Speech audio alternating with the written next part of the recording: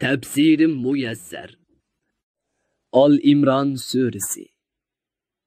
Euzu billahi mineşşeytanirracim.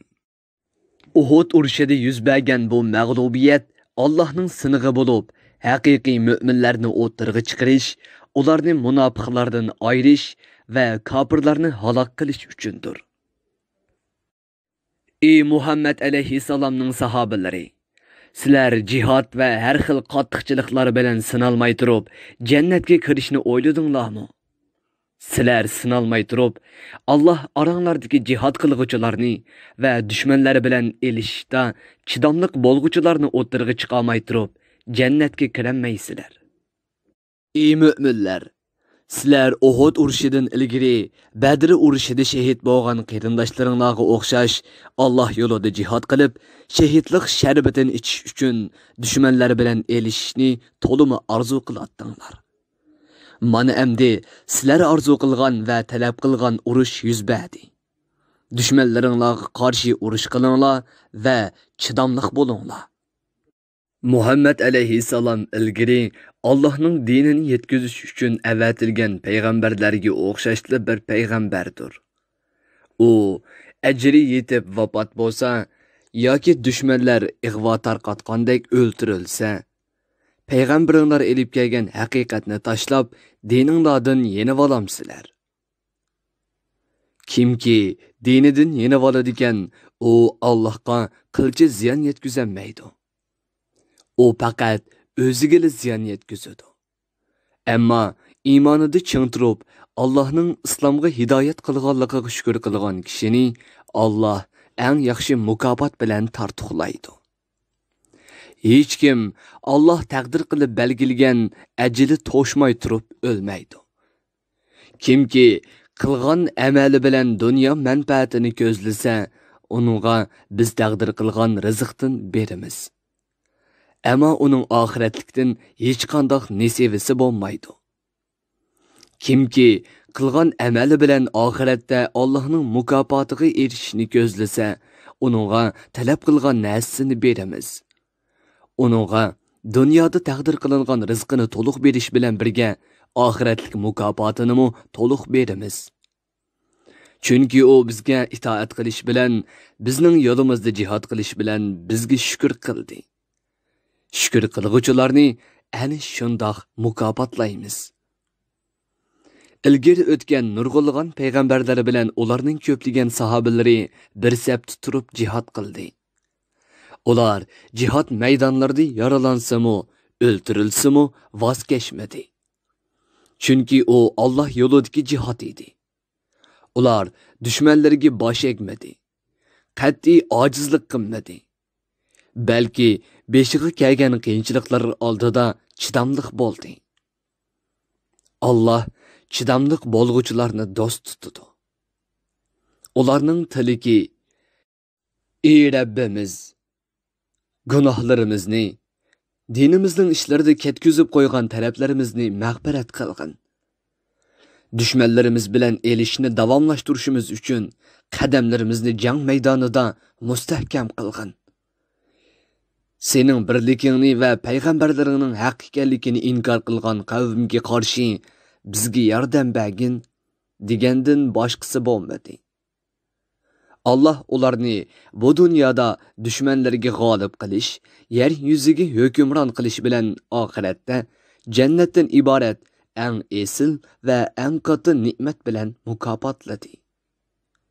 Alloh amal ibodatni va har qanday bir ishni ixlos bilan qatir qilib qilguvchilarni do'st tutadi. Ey Allohga, uning payg'ambariga iymon keltirgan va islom shariatiga amal qiladigan kishilar. Agar sizlar Yahudiylar, Xristianlar va mushriklardan iborat mening yegona iloh ekanligimni inkor qilgan kofirlarning so'ziga kirib, ularga itoat qilsanglar, ular sizlarni haq yo'ldan ozdirib etadi.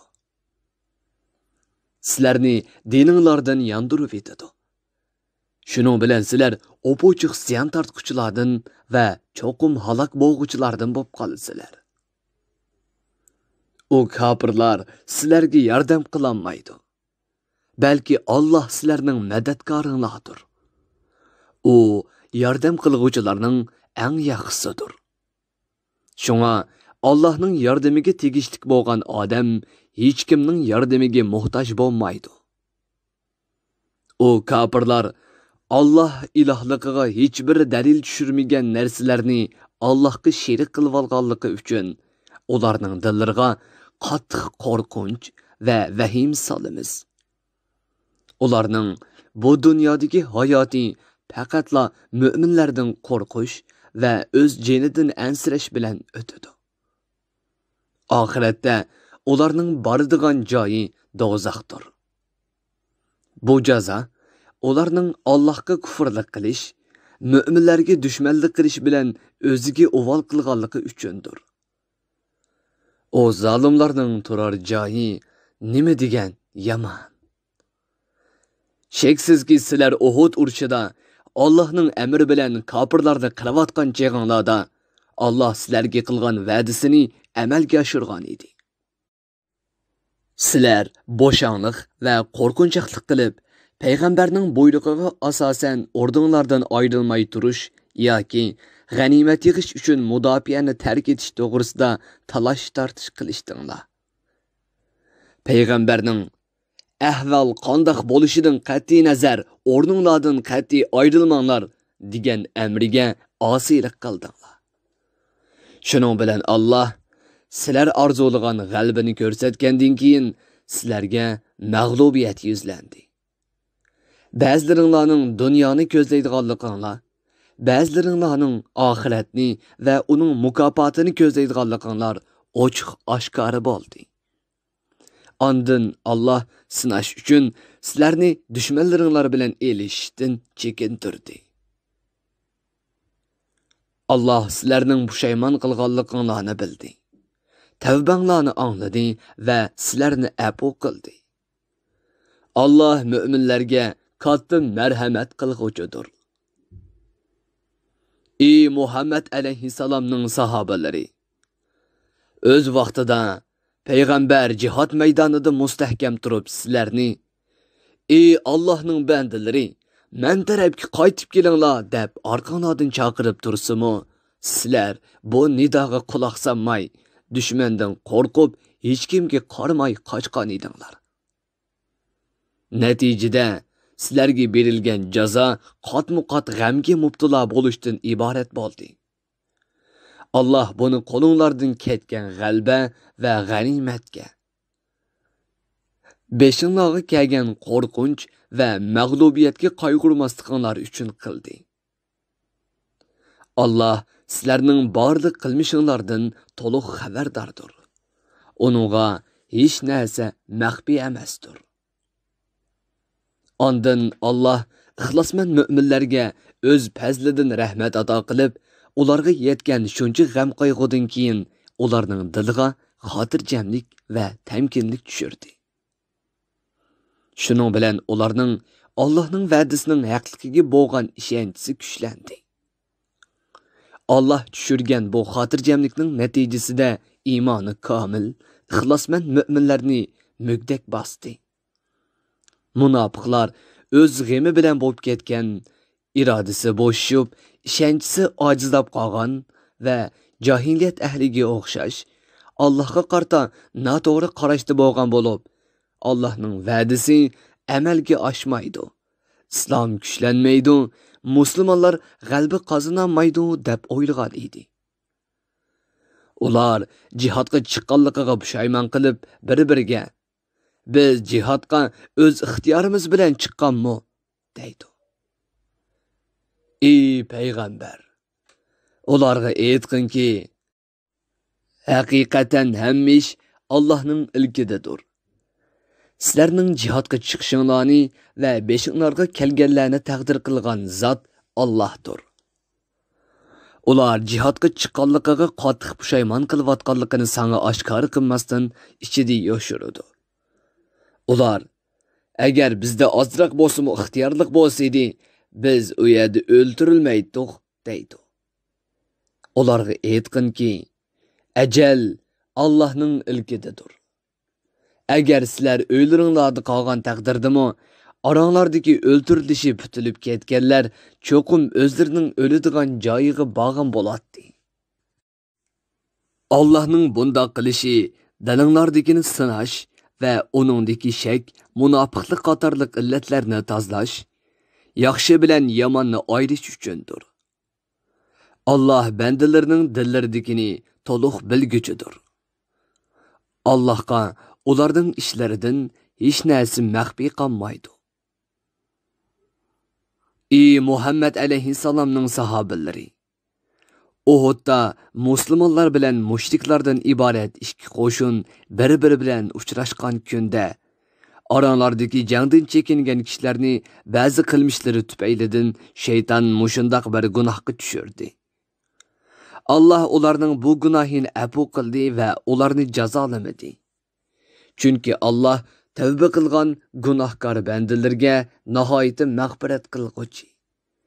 Jazoga tegishlik bo'lganlarni jazolashga oldirab ketmaydigan zotdir.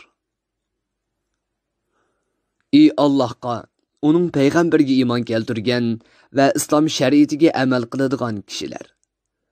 Sizlar Allohning keng zaminida o'zining rizqini tepib yeyish uchun safarga chiqqan yoki urushga chiqqanlar bilan birga chiqib o'lgan yoki o'ldirilgan kafir qarindoshlar haqida ular urushga chiqmay bizning yenimizda qolgan bo'lsa o'lmaydi va o'ldirilmaydi deyishgan kafirlarni doğrumanglar.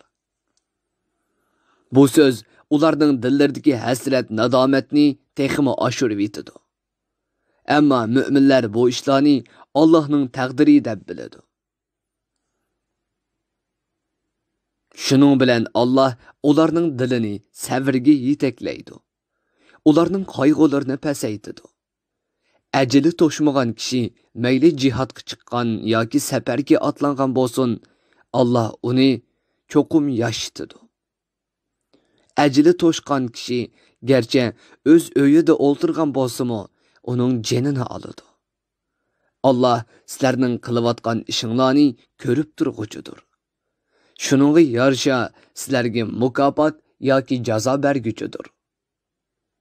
Ey mu'minlar, sizlar Allah yo'lida jihad qilib o'ldirilsanglar yoki jihad jarayonida o'lsanglar, Allah sizlarning gunohinglarni mag'firat qiladi va o'z dargohidan sizlarga rahmat beg'ishlaydi.